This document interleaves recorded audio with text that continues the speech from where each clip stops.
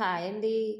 So, నేనైతే గనక Godavari language try చేద్దామని చూసాను గానీ, బట్ నాకైతే కుదరలేదండి. అసలు ఆ యాస అనేది రావటం లేదు. మా పాప అయితే ఇంకా బాగా మాట్లాడుతుంది. స్కూల్‌కెళ్తుంది గదా! బాగా అలవాటయ్యేది స్కూల్ పిల్లలతో. ఏంటి, ఏమి అనేసి భలే మాట్లాడుతది. నాకైతే గన అస్సలు రావటం లేదు ఆ యాస. సో, అదంతా పక్కన పెడితే గనక నేనైతే గనక గోదావరిలో కాంబినేషన్‌లో ఒక కర్రీ అయితే ప్రిపేర్ చేశాననమాట. చాలా అంటే చాలా బాగా వచ్చింది ఫ్రెండ్స్. అసలు అంత మంచిగా వస్తుందని అస్సలు అనుకోలేదు. మా వాళ్ళైతే భలే పొగిడారనమాట. రెస్టారెంట్ ఎలా ఉందో సేమ్ అదే టేస్ట్ వచ్చింది. చాలా బాగుందనేసి మొత్తం కర్రీ అంతా ఖాళీ చేశారనమాట. సో, నేను ఏ విధంగా చేశాను, ఏంటి అనేది ఫుల్ వీడియో యూట్యూబ్ ఛానల్‌లో అప్‌లోడ్ చేశాను.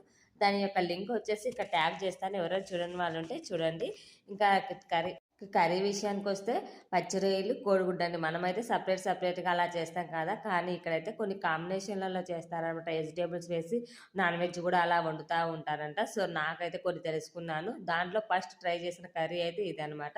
చాలా అంటే చాలా టేస్టీగా వచ్చింది. కంపల్సరీగా మీరు కూడా ట్రై చేసి ఎలా ఉంది ఏంటి కామెంట్ బాక్స్‌లో కామెంట్ చేయండి. ఇంకా నా ఫుల్ వీడియో చూడండి. దాంట్లో క్లిప్ అనేది యాడ్ చేశాను. ఎలా అనిపించిందో ఒక లైక్ చేసి వెళ్ళండి ఫ్రెండ్స్.